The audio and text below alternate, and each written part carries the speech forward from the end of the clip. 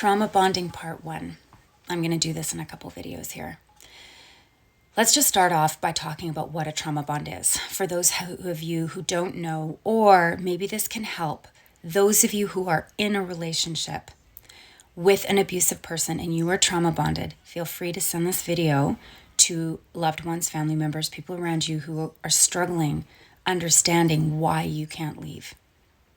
This is the biggest kicker. This is the hardest part about getting out of a narcissistic, abusive, or psychologically abusive relationship. Period.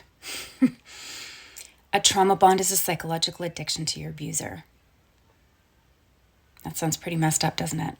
Why would anybody become addicted to the person who's mistreating them? Why?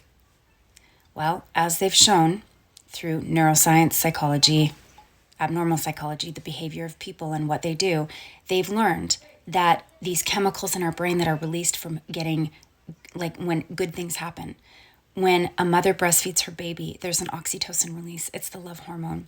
When you are sexually intimate with your partner, there is a love hormone release called oxytocin.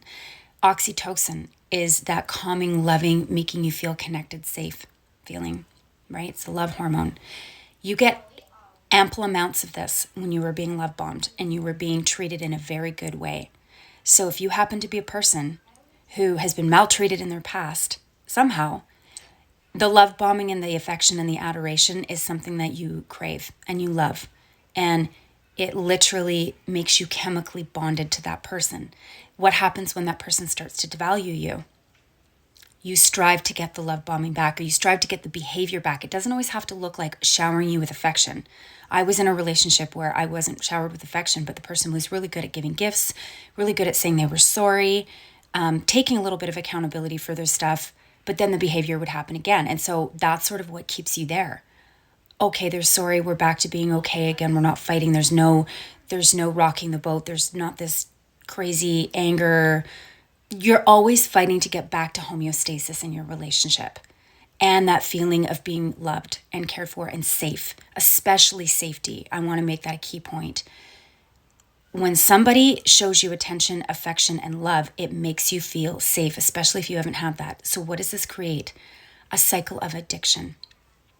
So when the relationship gets really toxic and bad, and there's lots of things that are happening that don't change, and there's devaluing and then there's discarding, why is it so hard to leave? Because you are now chemically bound and addicted to that person. It's worse than a heroin addiction. Stay tuned for part 2.